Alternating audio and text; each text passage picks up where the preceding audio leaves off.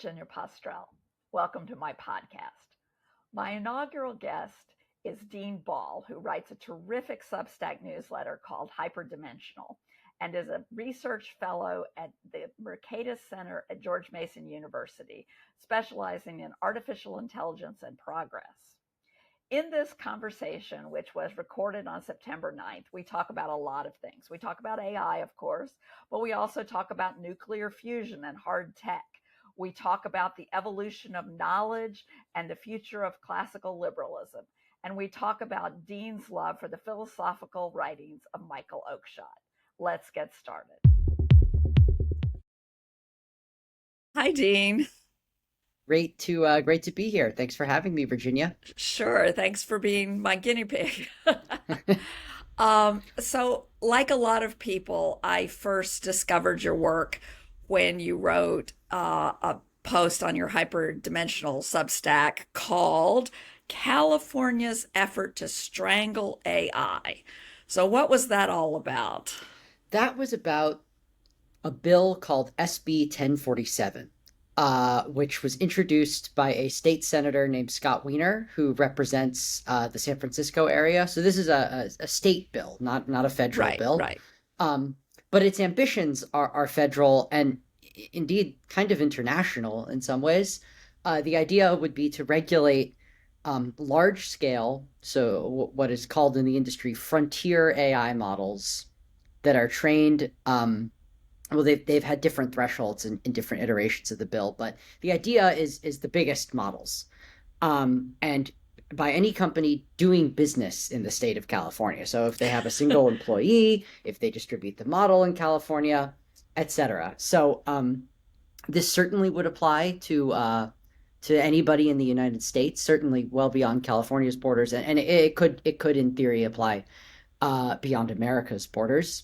And basically, the bill does a lot of things, but the basic idea behind it is to make developers of those models legally responsible for serious harms that are accomplished by users of the models downstream of them. So, in other words, the developers have no control over what of what the users are doing necessarily. In the case of an open source model, truly none.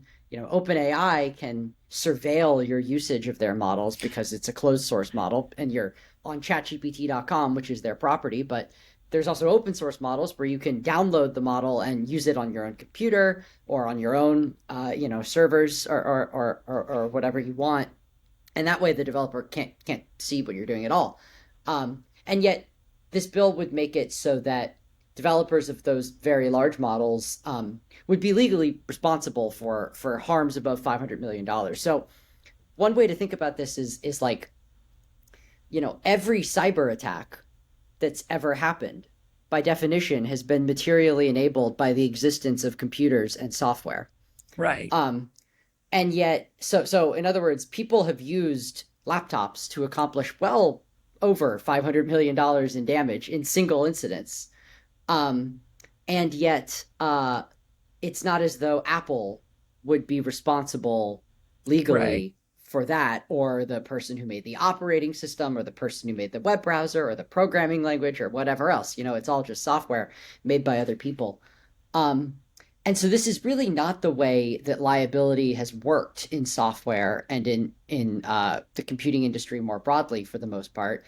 And I think probably the success of those industries is deeply connected to that fact about the American liability regime. And so changing that for AI is a quite radical step. Right. Right. And it's not even just software where this would be a radical step. I mean, if somebody buys fertilizer and makes a bomb and blows up a building, the fertilizer company is not responsible for that. Right. There are plenty of tools that we have that are made for innocuous purposes and are very, very useful to us that can in the wrong hands. The other example would be books. Suppose you get a book that tells you how to make a fertilizer bomb, and then you go and you make the fertilizer bomb, and neither the publisher of the book nor the fertilizer manufacturer are responsible. You're responsible. Right, right. And, another analogy I often use when I think about the liability for this stuff for AI is a car. Yeah. So if I'm driving a car and I am not paying attention and I hit a pedestrian, the legal liability for that is almost certainly on me and not on the person who made the car. But if, on the other hand, my car is well maintained and I'm paying attention, but my car's brakes fail, um, that may well be on the manufacturer of the brakes or the manufacturer of the car. And Right. the reason that that's a coherent legal regime is that we have a quite concrete sense of what it means for a car to be malfunctioning Right. in a Right. way that we don't quite have for something like a large language model. Right.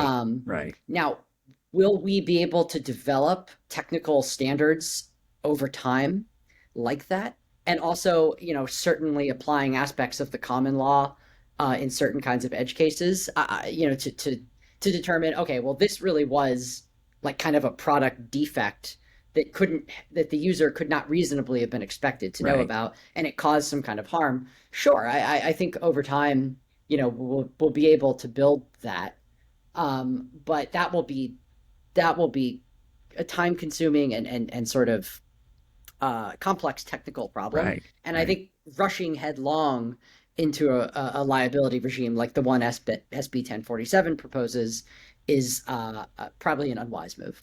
Right. And the bill has been amended since your first post, and you've written additional posts about it. It has now passed the legislature, and we are waiting to see, we in California and the world are waiting to see whether Governor Gavin Newsom will sign it or veto it. And it's an interesting case because this bill, both the opponents and the supporters, cross party lines. Mm-hmm. Elon Musk likes it. Nancy Pelosi doesn't like it, but it has a Democratic sponsor, Scott Wiener, who is a hero to many people in the pro-housing movement, where he seems to understand the downsides of certain kinds of regulation, Mm-hmm. but he's not applying that. What do you think is going on, and do you have any sense of what's likely to happen next?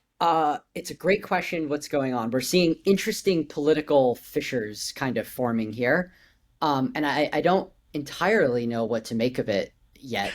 Um, One way to think about it would be people that uh, are convinced that AI represents kind of a fundamentally different sort of technology Yeah. that needs Yeah. to be regulated in radically different ways.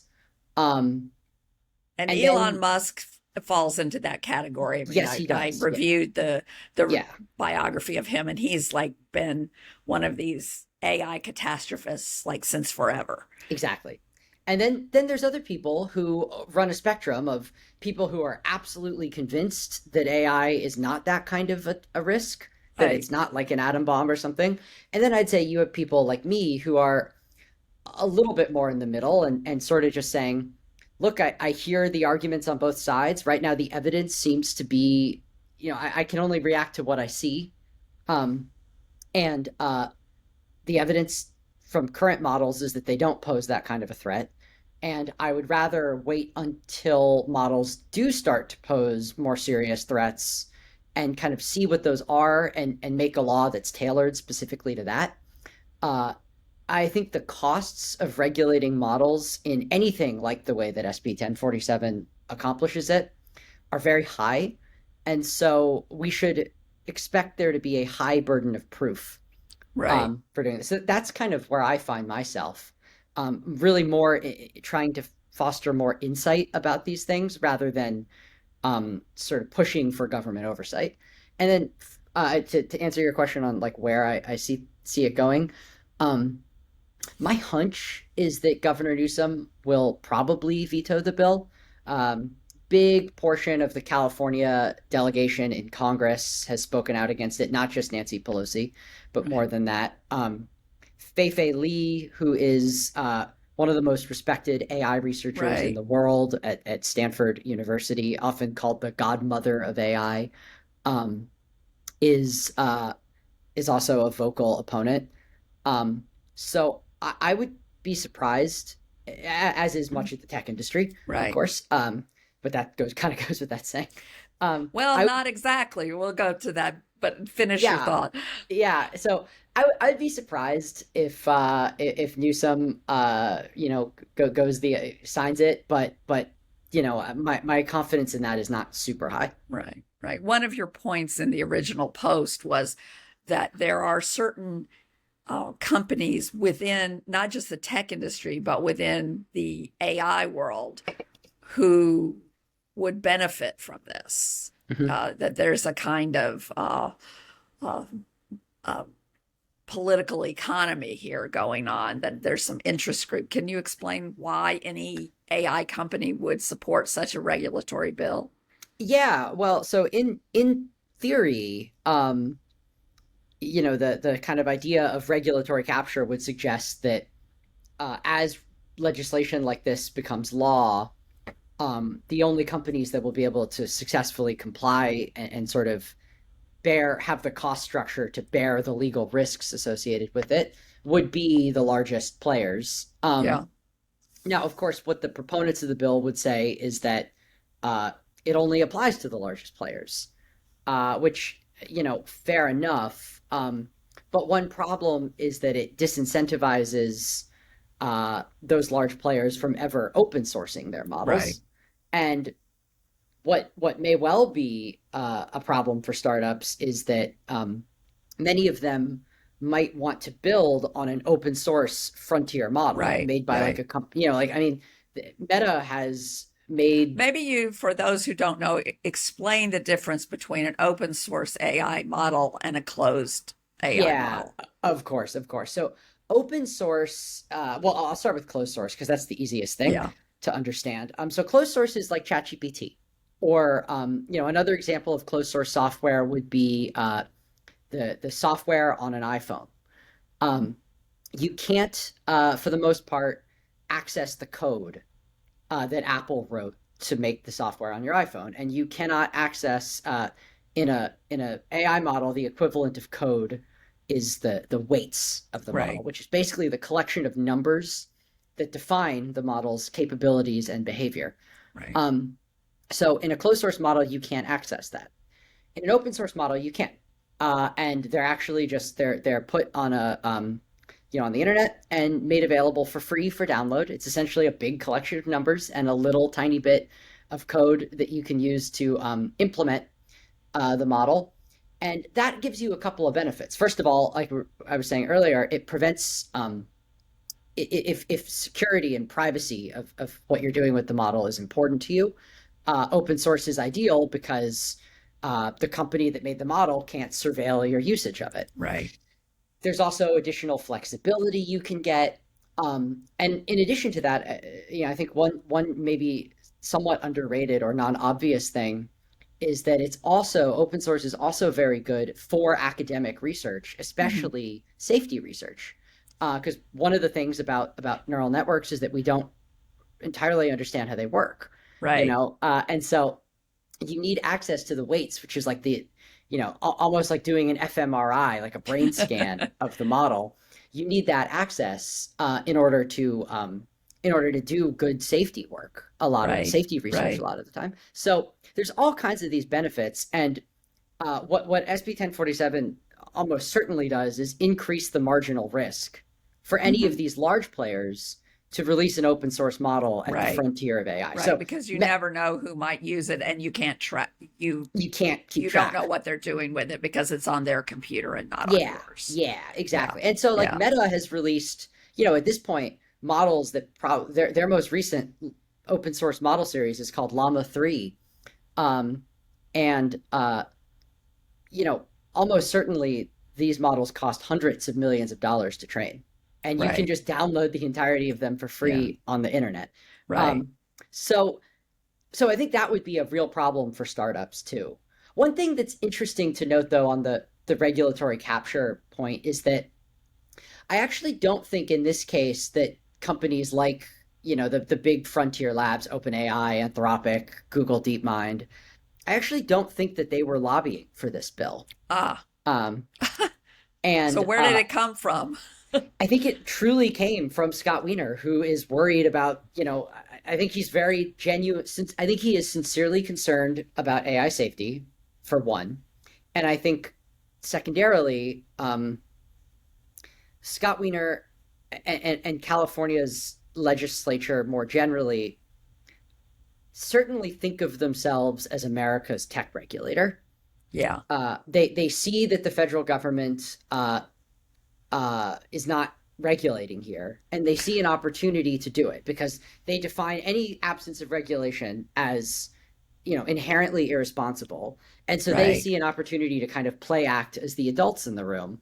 right. um, and in fact, the other group of people who saw this opportunity and seized on it were, of course, the European Union, Yeah, right. which passes similar legislation. And it's worth noting that the European Union sent delegates to Sacramento to consult on SB 1047 and Yeah, a few other AI bills in the state. right, right. I want to completely shift gears for a moment Sure, and sure.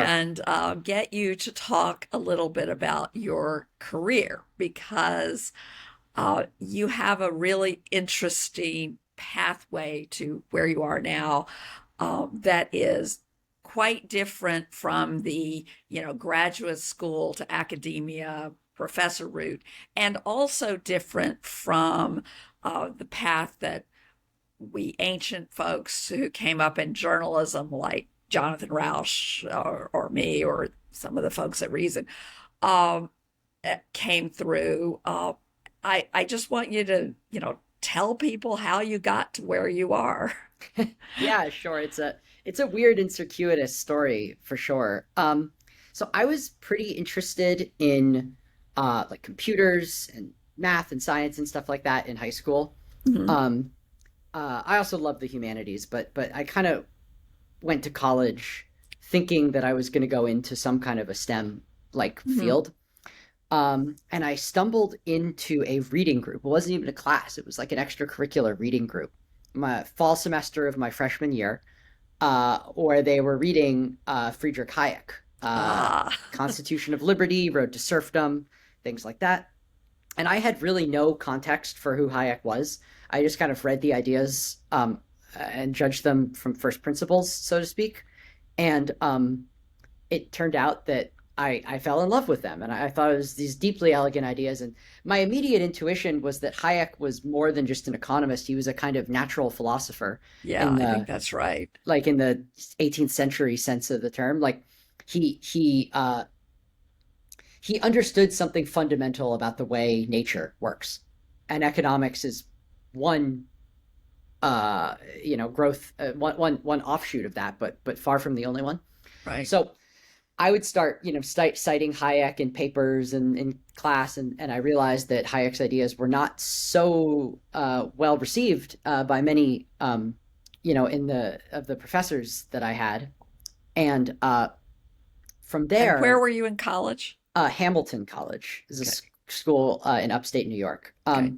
and so I kind of realized, wow, like people need to understand this stuff. So I kind of just got attracted to the world of ideas from there.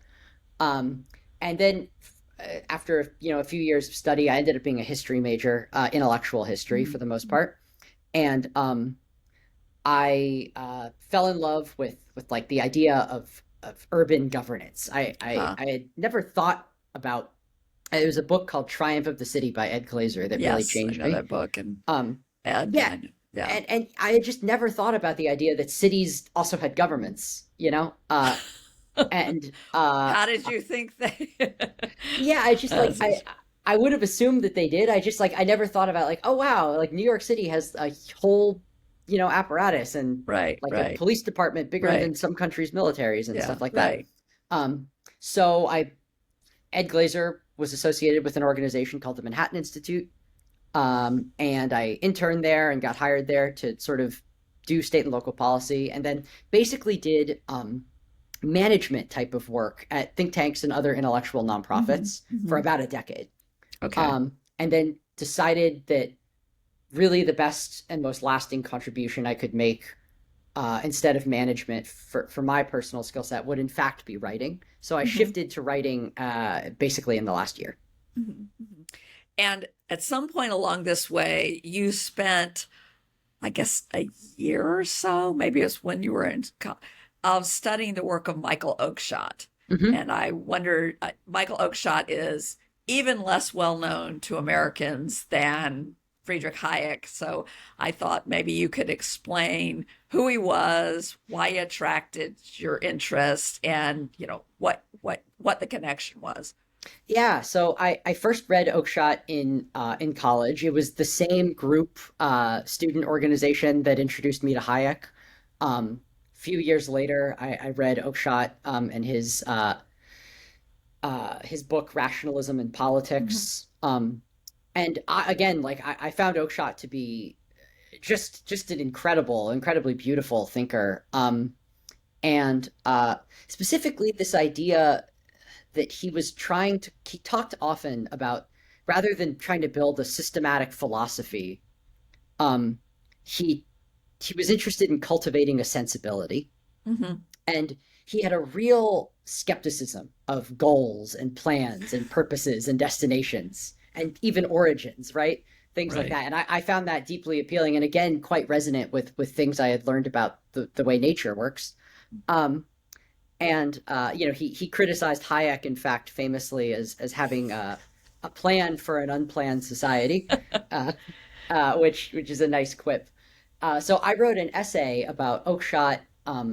My thesis in college, one of them, was an essay comparing Oakeshott and ancient Chinese philosophy, because I thought there was something really interesting going on there too, between those, between especially Confucius and the Taoist philosophers. So I wrote that, and that ended up being published in a small academic journal. And then I didn't write anything for 10 years, really. I mean, not publicly, but I continued to love Oakeshott. And basically, when I decided to start writing about AI, I decided that the best way to do that would be to approach it through Oakeshott's sensibility, and kind of like try to think to myself, like, let me use Oakeshott to think through what I actually think about AI, because I didn't know at the time. Yeah. So that was an essay that I wrote. I presented it at a conference on Oakeshott's work about a year ago. Right. That was the first thing I wrote on AI. Yeah. Interesting. As I said when we were setting this up, I did not see that Oakeshott connection coming, knowing your work on AI. So let me add, getting back to AI, I have this theory that for a lot of people who are not in the industry, their anxieties about AI are less about sort of Terminator scenarios and more about, oh my God, it's yet another thing I have to learn if I'm going to stay employed. Geez, will it ever stop? Yeah. So I'm curious, A, do you agree with that? It's just a theory. I don't have a lot of evidence for it. And B, sort of how do you use AI yourself, and how do you keep up with the field? All good questions. I think that there is definitely something to that. I've seen there are polls out there that I think are not so great at finding the truth, but I've seen some focus group results that make me think that there's something to that idea, that people are more concerned about what in the AI community we would call short-term risks. Yeah, right. We live in the short term, most of us. Yeah. So, I mean, that would be deep fakes, or just being confused about it, right? Like, how does this thing work? How is it doing what it's doing? And I totally get that. And in terms of, using it, it's interesting. I kind of compare a language model like ChatGPT to the piano, right? They say the piano is the easiest instrument to pick up and the hardest one to master. And I think that's true, because you really can, you can just go to ChatGPT and say whatever you want. and it will respond to anything. You know, there's nothing where it's gonna like say I give you an error. But the problem is, of course, you know, as most people know now, it can hallucinate, get stuff wrong. Right. It, you know, it has all, it's weird, right? They're just weird. Right. And if you don't, their quality is dependent on, the quality of their answers is dependent upon the quality of your question. Right. Which is kind of true generally in life. But is certainly true of these language models. And in terms of how I keep up with or first how I use models, so my primary use case, first thing, I get asked this a lot, especially because I tend to write kind of a lot. I don't know, I guess. And people ask me like, are you able to maintain your output level with AI? And the answer to that is no. No, I can tell. It's not an AI voice in your work. It's a person's voice. Every single thing I write is blank piece of paper. Occasionally, I will actually quote a language model in my work if I think the language model said something smart, which occasionally happens. But for the most part, yeah, nothing directly on writing. What I mostly use them for is to keep up with sort of like academic papers. I can read 10 times more academic papers or learn from 10 times more academic papers than I could previously, because rather than having to read each one myself, I can sort of triage and say, okay, well, I want to read this one personally, but these other 9, I can just, throw into a language model and, basically have a conversation with the paper using an advanced language model. So that's a very big use case for me. A couple other, like, I'll use them to write the occasional little bit of code. I might use them for a little bit of data analysis. I might, sometimes if I have to write something very pro forma, like a cover letter for an application or not, maybe not even that's a good example, but like an abstract for something, you know, I will occasionally do that. I actually keep a document of everything I've ever written publicly that I will sometimes upload to a model and say, here's this thing I need to write, and here's everything I've ever written. Please write something in, my voice. Right. And does that work? Yeah, it does. They do a pretty good, I mean, it all depends on the model you use. I personally prefer Anthropic's models, the Claude line of models from Anthropic. And they tend to be, Anthropic's models are known in the field as being pretty good at writing. And that's actually, that answers your last question too, in terms of how I keep up with the field. It's really, it has a lot to do with like reading primary source sort of machine learning papers. Also, the normal stuff, Substack and Twitter and podcasts. AI community is a very online republic of letters. There's not a lot of traditional op-eds that are going on. So that's interesting. If there are not a lot of, I think that's my observation too. But if there are not a lot of op-eds going on, I mean, when you're starting to talk about things like legislation and regulation, just talking to each other is a problem. Yeah. That's definitely true. And I would say, like, I should amend that statement to say there are a ton of op-eds that get written, but for the most part, I would say those op-eds don't tend to get to bubble to the top of the surface within the AI world. Because they're not very good, or because they're telling people things they already know, that people in the community already know? Yeah, I think for the most part, it's telling us stuff we already know. I mean, it's a little bit like an op-ed, unfortunately, this is kind of just a pressure that's going to, I think, increasingly come bearing down on traditional media. Right. Because traditional media has to reach such a wide variety of people. Right. You kind of have to have these averagey, middle of the road types of pieces. You can't go too deep into anything or be too weird. Right. And unfortunately, in an era where LLMs can write stuff, that's a problem, because an LLM can write most op-eds. Oh, no. Well, the pay for op-eds is already terrible, so, for your typical op-ed. So I know it's old-fashioned of me to actually care about the pay, but that's how I make a living. So going back to kind of Oakeshott and Hayek and the connections between that and AI. One of the things you've written about, and you've written an essay on this, is the idea that everything is constructed over time. Mm-hmm. Sort of like, what do you mean by that, and what are its implications? Yeah, so I mean, in a literal sense, it is just the case from our best understanding of physics that literally every property of the world is the emergent result of the interaction of quantum fields, right? Right. Like, so is constructed is in a sense not the right verb, because that sort of implies a kind of intentionality, or an actor doing the. yeah, I mean, It's more the like problem, construct itself. It constructs itself. Or yeah, the problem with emergent orders, and I'm sure you've thought about this before too, is it's a problem with they don't interact well with the English language. yeah, that's because true. The English language wants there to be an actor. Yeah.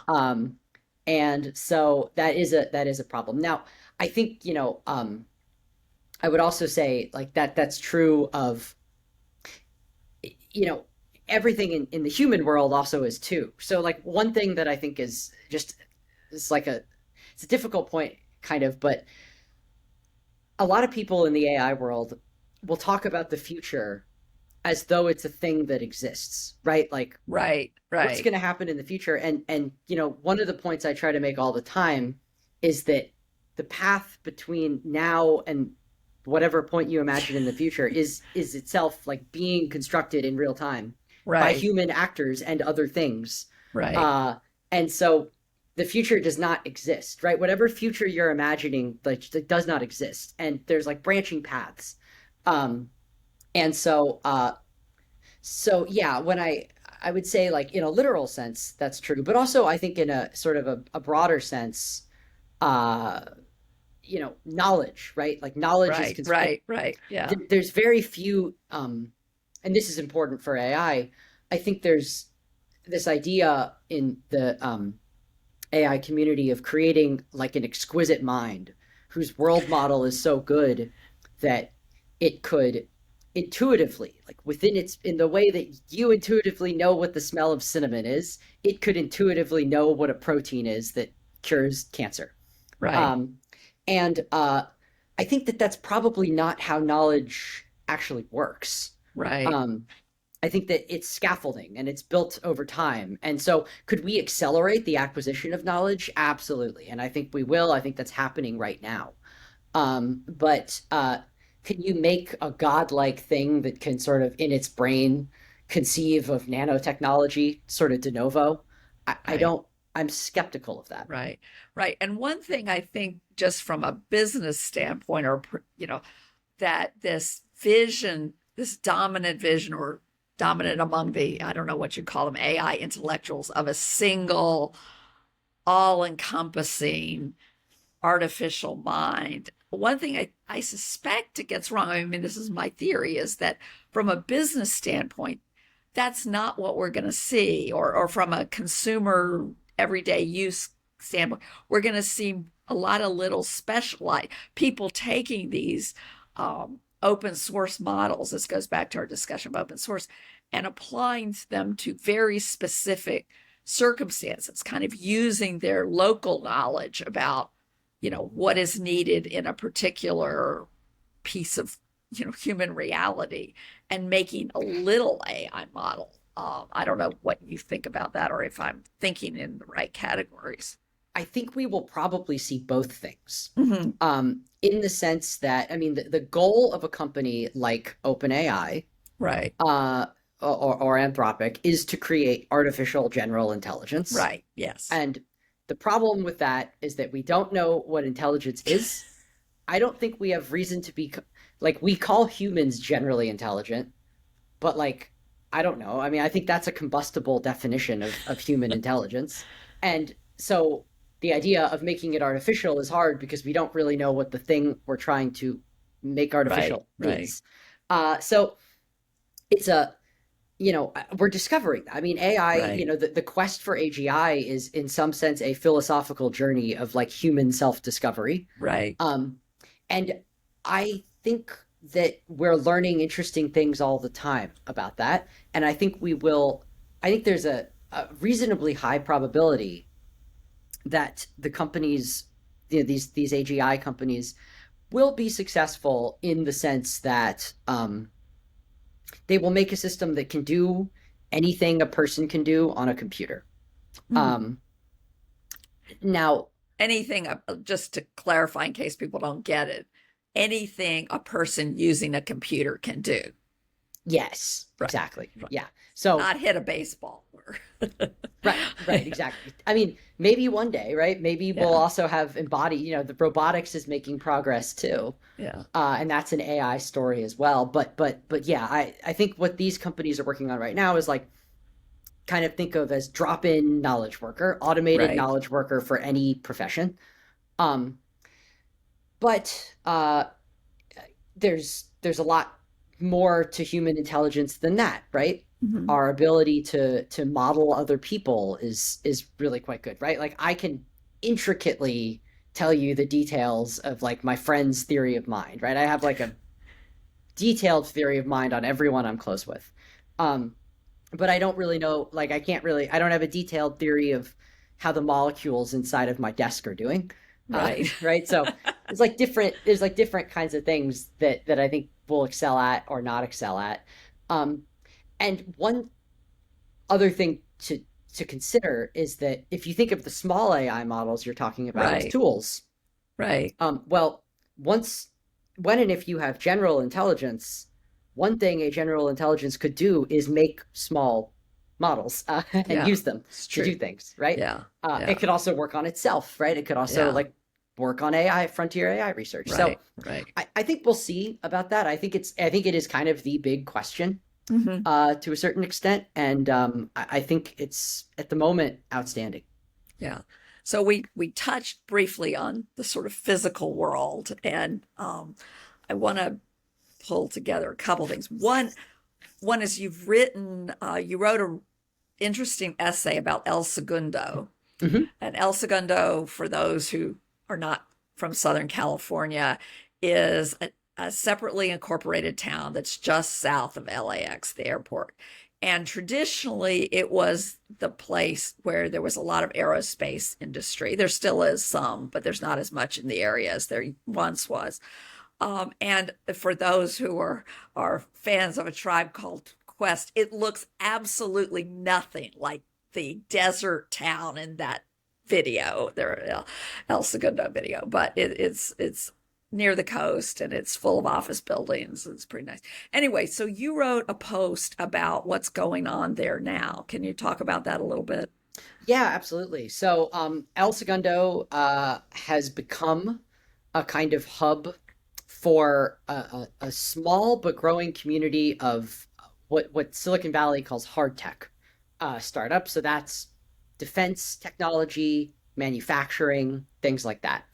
This really all got started. The seed of all this was that El Segundo was SpaceX's original Ah, headquarters. yes, right. So that's where, Which there's is in a keeping with its traditional role in the local economy and the exactly. national economy too. Yeah. Yeah. So, nowadays you have startups there, and these are real startups. I mean, scrappy organizations that are working on like nuclear microreactors that can fit on the back of a truck, or rockets, hypersonic missiles, really advanced manufacturing Right. technology. Right. And it's kind of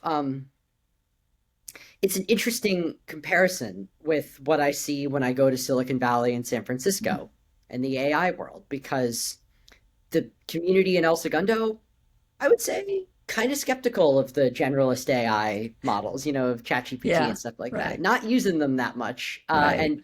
and kind of skeptical of their whole enterprise. Very interested in the physical world, Right. very interested in building things, and kind of making a series of artistic and philosophical statements about the direction that America should be headed. Or if not artistic, then aesthetic. Um, and it's it's just really interesting to see, and it's like a an alternate reality of the 21st century Right. where a number of political threads of the 21st century didn't happen, but it's still super high tech. Right. Right. Right. So, what are the aesthetic, cultural, political, whatever statements that they're kind of making? What are the So I would say I wouldn't characterize it as being like a super conservative place, but right? definitely you Right. meet more founders there who are openly and proudly conservative. You see Trump flags in El Okay. Segundo, which is it's Los Yeah. Angeles, you know. Yeah. Well, Uh, as you go south, there's El Segundo, and then you have to skip over the beach cities, Manhattan Beach or most beach, yeah, and then you get to places where there's a lot of oil refineries and stuff traditionally. So south of LAX, there is a kind of strip that's a little less coastal than some of politically. Yeah. yeah, and I would say also, you have it's a lot of times you meet people either who are young and fresh out of college, the founders, Right. or they sort of pursued careers in more traditional 21st century Mhm. professions and got bored, got disaffected. Yeah. They didn't Yeah. want to move numbers around in Right. Wall Right. Street Right. or write code Right. in Silicon Valley. They wanted to have a tangible impact on the world. And they so like they're kind of making a statement against traditional knowledge work. That being Right. said, it's not like they don't use computers. Right. Right. They're often Yeah. using computers in Yeah. very sophisticated Yeah, ways. right. These are Uh, very smart, knowledgeable people. It actually, this, I like this because it agrees with what I think, of course, which is that, first of all, just there's this general craving in the culture for physical efficacy, which manifests itself mostly in hobbies, which range from like MMA and weightlifting to, yeah. various making things. And, people who know me know that I learned to weave. And so I'm part of that whole fiber arts world too. But the other thing is, so I have to tell a story about two nephews of mine. One who lives in Pasadena, and his moms are in Pasadena. He grew up there, South Pasadena. He found high school boring except for woodworking class. He dropped out of high school and took something that California has that's like the GED, but it's not the GED because it's for people who are still high school age. Then he went to community college and studied work, got a degree in woodworking and carpentry. He's very smart and gifted at this. And he first worked for a high-end furniture store, furniture maker, and now he's doing very high-end construction. So Mhm. that's one guy, and that's like a traditional, crafts, carpenter's been around forever at some level, although he also, anyway, but the other is I have a nephew who's a recent Georgia Tech graduate who's working in Silicon Valley. But what is he doing? He's making medical robotic. He's doing medical robotics, and he Yeah. can't talk about it because it's all secret. And he and his girlfriend talk about how they really, really want to have their own machine shop someday, basically just as something to fool around with. So, that's two data points but they are from opposite sides of the family, one from my husband's side and one from mine, and very different paths, but they both have this sort of making things in the real world quality. So I think there is something sort of bubbling up in the culture Yeah. that attracts people to that. Well, the other thing that's interesting about El Segundo that reminds me a tiny bit of your book, The Fabric of Civilization, is just the interesting ways in which ideas from sort of recent technological developments are being combined and mixed and Mm-hmm. matched in like Yeah. all kinds of my favorite example of this, just because it's so potent, is there's people who worked on rocket design at Right. SpaceX. Right. They designed the Raptor engine that's inside of SpaceX's rockets, and they are now designing uh, a system that is basically a rocket engine that can turn plant matter into electricity and clean water. Okay, from uh, a rocket engine. I don't. it, This it's is it's complex, weird science, but yeah. there's all kinds I of assume there's a lot of chemistry involved, which is the science we never talk about anymore because it's got a bad rep. yeah, well, and they do all kinds of, I mean, there's so many different things like that are going on where it's basically just people taking academic ideas that have been around some cases for a few decades and Mm-hmm. then just kind of that were ahead of their time, that were just not Right, practical. And then just kind of realizing, oh, wait a minute, electric motors are now far cheaper than they used to be. right, Or right, we know how to make rocket engines way more efficiently and how to kind of mass produce them a little bit more than we used to. There's new materials that are available, 3D right, printers are available. There's right, all these right, different things. And so they're combining sort of academic ideas and recent technology in right, all kinds of interesting ways. right, right, And right. software is a Yeah, hugely yeah, important part of yeah, all of it. yeah, yeah. And a lot of this, when I go around and I talk to people about this, is more like in synthetic biology and other things, like, well, could you have done this 10 years ago or 20 years ago? The response is often, well, in theory, you could have, but it would have been way too expensive. And so, Yeah. Moore's law is behind a lot of advances in fields that aren't computing per se, aren't AI per se. Right, Including, right. I talked to somebody, this is maybe 10 years ago, but they were doing robots that could sew with fabric, which is actually really hard because it's floppy. Hmm. And but that was one of their answers, was that, the sensors of being able to see where the fabric was and how it was behaving had gotten much cheaper. Yeah. Same thing is true. And that's how fracking became, Right. a live possibility. Also, it feels as though we are on the cusp of some real breakthroughs with commercial nuclear fusion, which is when you, Fingers crossed. Yeah. yeah. And if that happens, it's going to be because of AI and computers being faster. Like at some fun, it'll be because of other things too, but at some fundamental level, that will be an enabling part of the Can you technology. explain how what that connection is briefly? Yeah, Yeah. absolutely. So nuclear fusion, there's a bunch of different ways to do it, but in essence, it involves replicating Or the not to do or it. not to do it. Yeah, it involves replicating the inner workings of a star in a machine controlled here on Earth. Now, part of the reason a star is able to fuse atoms together um, is that it's very heavy, and so the gravity, pushes them together. It's also very hot, but it's mostly that it's very heavy. We don't have that gravity here on Earth, so you have to get to much higher temperatures than our. Right. So we're talking about temperatures that are hotter than the sun in facilities that are here on Earth. And basically, what you do is you heat up gas to the point that it's a plasma to 100 million degrees, say, in Yes. that vicinity. And as you can imagine, and you in some kind of a chamber, and then you put um put the plasma either at very high speed or you kind of like slam different chunks of plasma into one another such that fusion occurs. And as you can imagine, this is like a very tempestuous situation to have, Right. 100 million degree plasma going a million miles an hour. Right? It's like literally what's happening. And so in order to control that, you need very sophisticated and exotic magnets of various kinds, often. And these magnets, though, they have to be controlled in extremely precise ways, oftentimes with nanosecond levels of precision. And so a lot of the breakthroughs that you're seeing is A, because we're finding better magnets, we're discovering better magnets, but B, because we're discovering new AI-based systems to control those magnets and other parts of the fusion system to keep the plasma under control. Like there's this one example, a company called Helion, where it's basically like a tunnel, and on opposite sides of the tunnel, you have 2 million-degree levitating donuts of plasma, and you heat them up to 100 million degrees, and then you fire them at each other at a million miles an hour.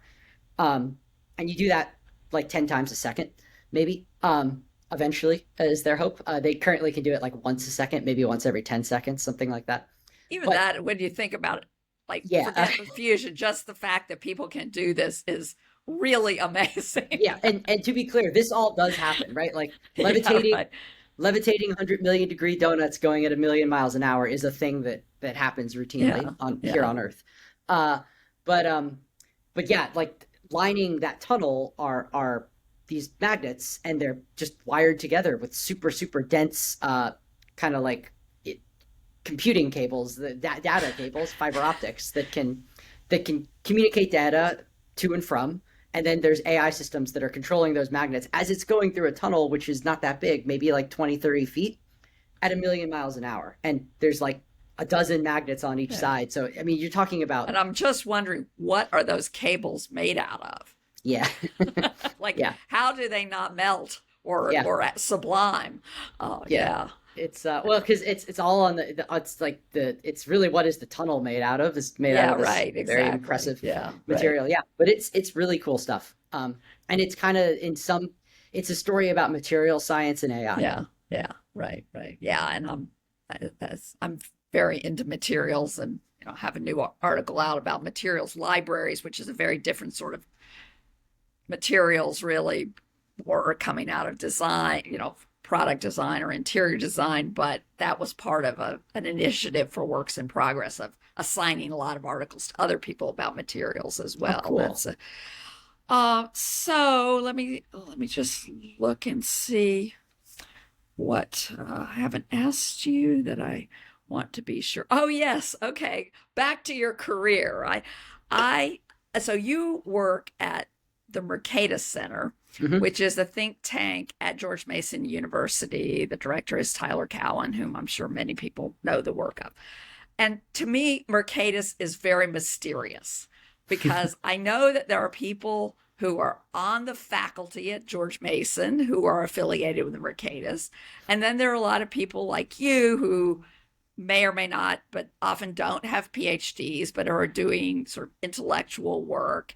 And I'm just curious, explain to people, what is this place like? How did you get your job? What is this institution that you work for?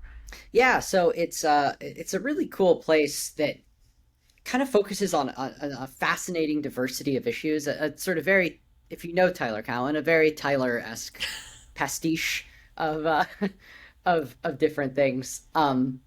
And the goal, like a lot of sort of think tanks, is have an influence in targeted areas of domestic policy. So people that focus on housing. We have people that focus also on policy in India, though.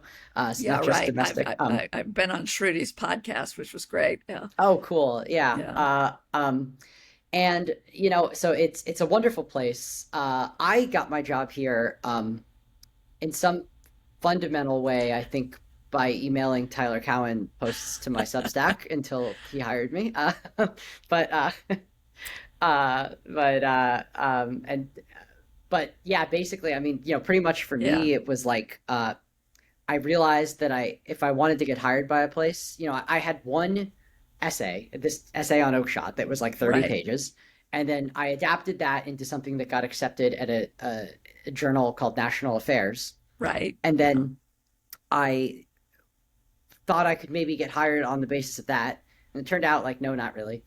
Um, so I started a Substack because I decided that I needed a writing portfolio. And so I just kind of started sending it. And I found it to be wonderful. I found that I have a great deal of independence, intellectual right, independence, and right, that's really important for AI because, in particular, if things like AGI are real near-term technologies, while I think that classical liberalism it will not go out of style, will not go right, outdated. right, Uh, I do think that it's going to challenge political institutions, or create new sort of territories of human activity almost right, that feel political, but because right, AI is capital essentially, will right. probably be capitalistic enterprises. Yeah. Um, and I mean, you can argue that OpenAI itself, in the long term, if they build AGI, is an example of such a Hmm. company. Hmm. So there's like new types of institutions that I think we need to build, and we have to use classical liberal principles to build them. But fundamentally,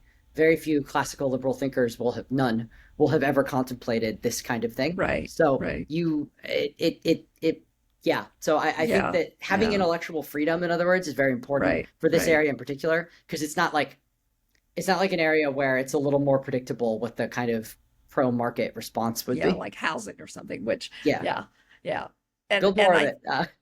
yeah, I think that is really important. That's just an important point in general, that and it is one of the differences between these, ill-defined terms, but that I understand the difference between classical liberalism, which is just a part of a long-standing intellectual stream, and American libertarianism, which is a very specific, Mhm. mostly post war phenomenon that's much more formulaic. But it also reminds me that one of the challenges to classical liberalism and why it fell out of favor, fell out of style for a long time, was that it didn't really have answers in the late 19th and early 20th century to the question of, well, if you can plan a railroad, why don't we just take those tools Yeah. that are so great in these large enterprises, steel companies and rail companies and car companies,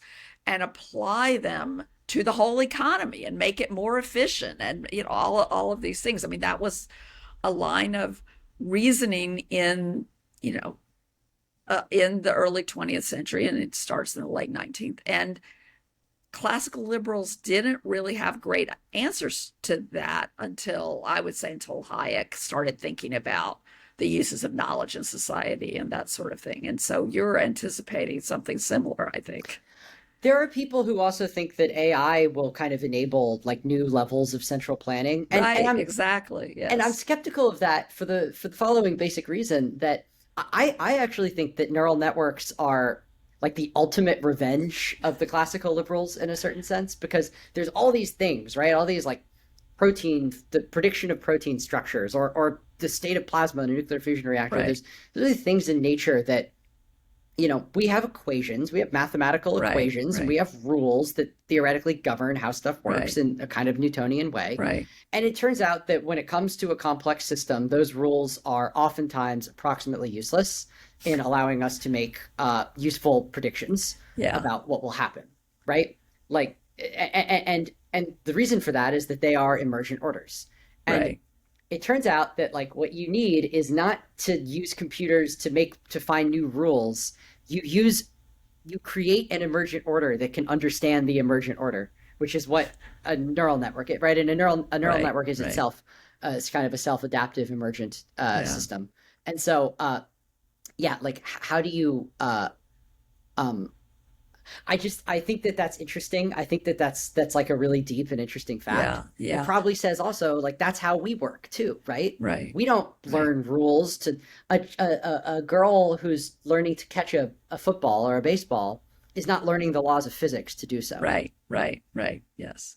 And and I think there's an important distinction also between being able to look at a phenomenon that has happened Mhm.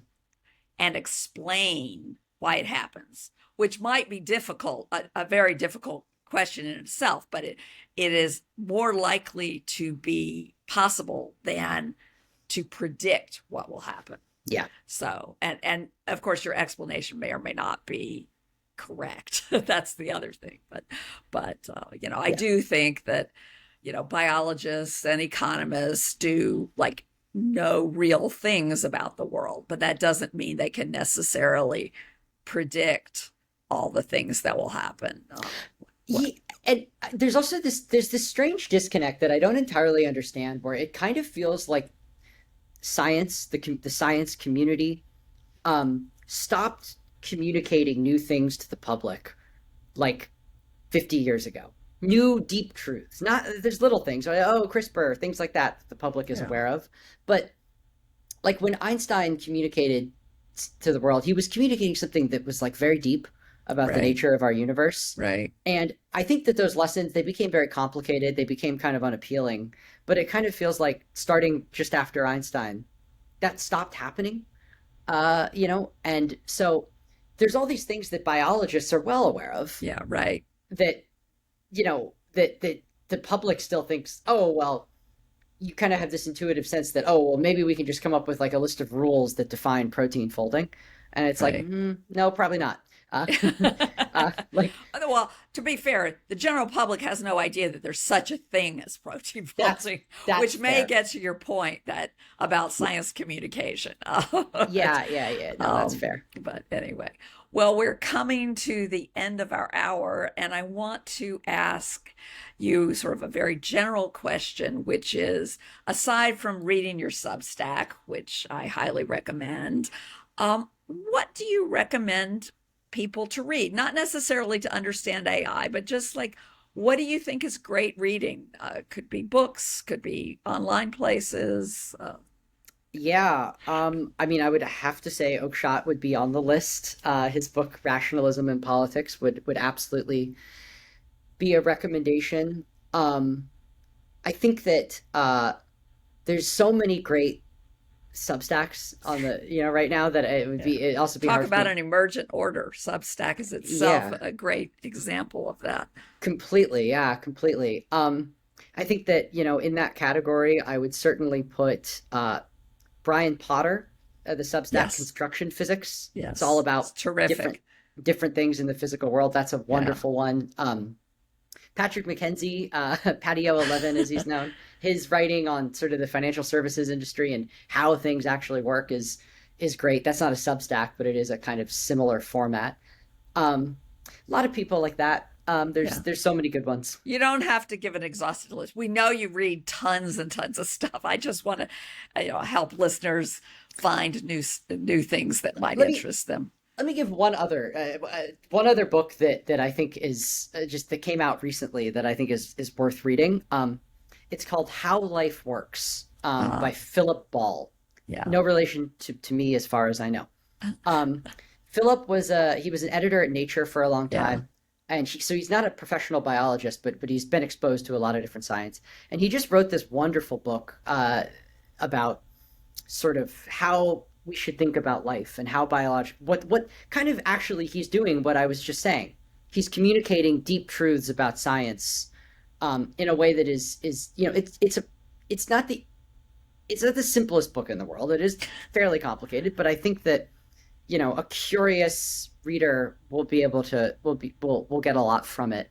And I wrote a review of it on my Substack as well. And yeah, that would oh, be one great. I'd highly recommend. I'll add a link to that in the show notes. Well, thank you so much for being my first Substack podcast interview Well, subject. And it's an honor. I really yeah, appreciate it, great, and I hope we can talk again sometime soon. great. Thanks a lot. Thanks for joining me for this conversation with Dean Ball. Check out the show notes for more information on some of the things we talked about, and please subscribe to hear more podcasts. My next conversation will be with Joel Miller of Miller's Book Review. Hope to see you then.